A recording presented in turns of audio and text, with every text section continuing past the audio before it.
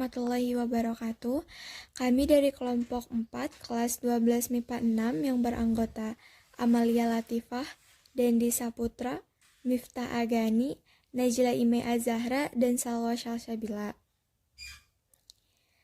Kami di sini akan mempresentasikan hasil proyek yang telah kami selesaikan, yaitu pembuatan sirkuit kolaborasi dengan mata pelajaran fisika dan matematika peminatan.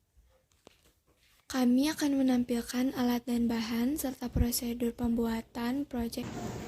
Langkah-langkah dari pembuatan sirkuit yang kami lakukan pertama kali yaitu mencari referensi dan membuat sketsa sirkuit.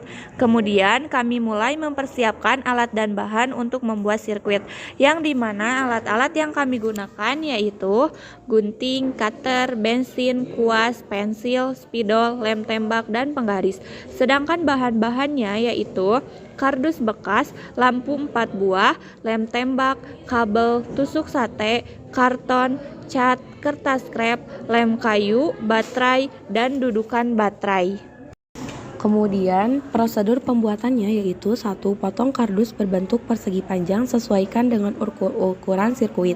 2. Potong kertas karton berbentuk persegi panjang dan sesuaikan ukurannya dengan kardus yang sudah dipotong. 3. Setelah itu, buat pola sirkuit di kardus lalu potong sesuai dengan sketsa sirkuit tersebut. 4. Pasangkanlah satu persatu bagian sirkuit dengan menggunakan lem tembak sampai sirkuit terpasang sesuai dengan sketsa. 5. Kemudian untuk pinggir-pinggir sirkuit dibuat penyangga dari kardus yang memanjang. 6. Setelah sirkuit selesai dibuat, warnai sirkuit dengan cat. Setelah selesai diwarnai, sirkuit didiamkan hingga mengaring. 7. Sambil menunggu sirkuit mengering, potong-potong tusuk sate sesuai dengan ukuran yang diinginkan. Tusuk sate itu bertujuan untuk menjadi penyangga di bagian bawah sirkuit. Setelah dipotong pasang satu persatu tusuk sate ke bagian bawah sirkuit dengan menggunakan lem tembak. 8. Setelah sirkuit kering dan penyangga sudah dipasang, selanjutnya tempelkan sirkuit ke kardus yang sudah dilapisi karton tadi dengan menggunakan lem tembak. 9. Lem satu persatu penyangga dan pastikan penyangga kuat dan tidak goyang. 10. Setelah itu disiapkan baterai, dudukan baterai, lampu, dan kabel. Lalu susun menjadi sebuah rangkaian listrik seri dan pastikan lampu menyala. 11. Agar tidak terlihat polos, siapkan beberapa properti seperti bendera, tempat parkir mobil, dan mobil-mobilan. Maka, dapat disimpulkan bahwa rangkaian listrik yang digunakan pada sirkuit kami yaitu rangkaian listrik seri. Rangkaian listrik seri adalah suatu rangkaian listrik di mana input suatu komponen berasal dari output komponen lainnya. Pada sirkuit kami terdapat sebuah kecekungan. Kecekungan adalah titik di mana terjadinya perubahan kecekungan fungsi, sedangkan kecekungan fungsi adalah bentuk grafik fungsi yang memiliki kecenderungan cekung ke arah atas atau bawah, dan kecekungan yang ada pada sirkuit kami yaitu cekung ke atas.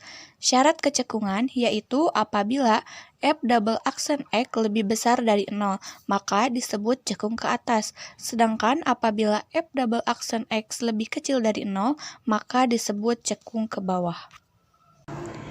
Kemonotonan dari suatu fungsi dapat dilihat dari gambar kurvanya. Syarat kemonotonan yaitu jika f aksen X lebih dari 0, maka fungsi itu dikatakan naik. Dan jika f aksen X kurang dari 0, maka fungsi itu dikatakan turun. Dapat disimpulkan bahwa sirkuit yang kami buat memiliki kemonotonan fungsi naik dan fungsi turun.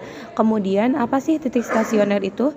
Titik stasioner disebut juga titik ekstrim atau titik kritis. Syarat titik stasioner yaitu f aksen X-nya harus sama dengan 0. Lalu apa sih nilai maksimum dan nilai minimum itu? Nilai maksimum dan minimum adalah nilai terbesar dan terkecil dari suatu fungsi. Suatu fungsi dapat dikatakan titik maksimum apabila f aksen X sama dengan 0 dan f2 aksen X kurang dari 0. Dan suatu fungsi dapat dikatakan minimum apabila f aksen X sama dengan 0 dan f2 aksen X lebih dari 0. Cukup sekian materi yang dapat kami presentasikan. Mungkin masih banyak kekurangannya. Kami memohon maaf yang sebesar-besarnya. Terima kasih atas perhatiannya. Wassalamualaikum warahmatullahi wabarakatuh.